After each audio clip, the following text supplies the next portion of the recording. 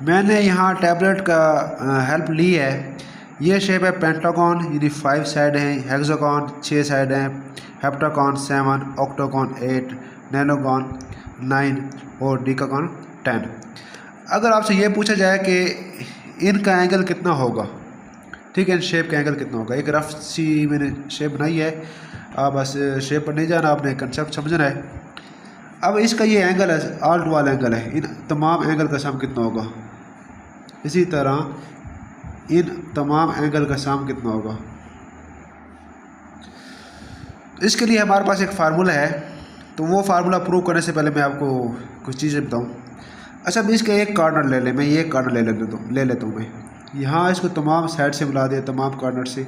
अब ये इससे टच है, इसको इसके साथ भी मिला लेता हूँ मैं, इसको इसके साथ भी मिला लेता हूँ मैं, ठीक है, इसके साथ पहले मिला हुआ है। अब देखो कितनी ट्राइंगल बन गई हमारे पास 3 ट्राइंगल बन गई, 1 2 3, और हर triangle, each triangle contain 180 degree, और हर ट्राइंगल कितना होता है 180 डिग्री का। इन तीनों का ये एंगल का 1 से 80 होगा, ये भी 180 होगा, ये भी 180 होगा, यानी तीनों एंगल का सम पिछले लेक्चर में बता चुका हूँ मैं आपको। अब ये 180 को कितनी टाइम मल्टीप्लाई किया जा रहा है, 3 टाइम, 3 मल्टीप्लाई 180। इसी तरह अब यहाँ देखा जाए, यहाँ भी कोई एक कार्नर में ले लेता हूँ मैं, कोई एक कार्नर मैं ये ले लेता हूँ कार्नर, इसको तमाम कार्नर से मिला दीजिए, यहाँ से पहले मिला हुआ है। अब इसको मैंने यहाँ मिला लिया, इसको मैंने यहाँ से भी मिला लिया, इसके साथ मिला लिया, और इसको मैंने यहाँ भी मिला लिया। अब हमारे पास कितनी ट्राइंगल बन गई, 1 2 3 4 ट्राइंगल, और हर ट्राइंगल में कितना एंगल बन रहा है हमारे पास 180 डिग्री बन रहा है। 180 डिग्री को कितनी बार ऐड करेंगे, 4 टाइम, यानी 4 मल्टीप्लाई 180। इसी तरह आगे हम बढ़ाते जाएं, तो यहाँ टैबलेट की हेल्प से मैं आपको ये समझा दूँ। बढ़ाते जाएँ तो हर एंगल का, ठीक है, अब नैनोगन हर मिलाते जाएँ तो वगैरह, तो इस तरह हमारे पास ये एंगल बनते जाएंगे।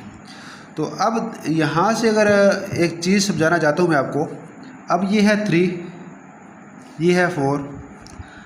अब इस 3 को देखा जाए ना, टोटल साइड कितनी है, 1 2 3 4 5 साइड हैं, ये 3 है, यानी 3 को 5 - 2 लिख सकता हूँ मैं, मल्टीप्लाई 180। इसी तरह इस 4 को, ये कितनी साइड है, 1 2 3 4 5 6, 6 - 2 लिख सकता हूँ मैं, 6 - 2 हमारे पास 4 होता है, इंटू 180। क्लियर है। इसी तरह जितने भी साइडें ली जाएं, तो इसको अगर मैं जनरलाइज करूं, ठीक है, ये 5 साइड है तो 5 में से 2 माइनस किया गया है, ये 6 साइड है तो 6 में से 2 माइनस किया गया है। इसी तरह अगर ये 7 साइड होती तो 7 - 2 इंटू 180 करते। इसी तरह अगर ये 8 साइड होती तो 8 - 2 इंटू 180 करते। यही होता ना।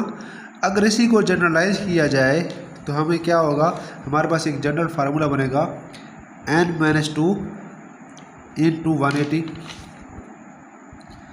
अब ये हमारे पास क्या है, जनरल फार्मूला है किसका, जब भी आपको कोई भी पेंटागन हो, हेक्सागन हो, हेप्टागन हो, कोई भी दिया जाए, पॉलिनोमियल कोई भी दिया जाए, तो आप उसका सम ऑफ इंटीरियर एंगल आप वहाँ से फाइंड कर सकते हो। तो ये था हमारा।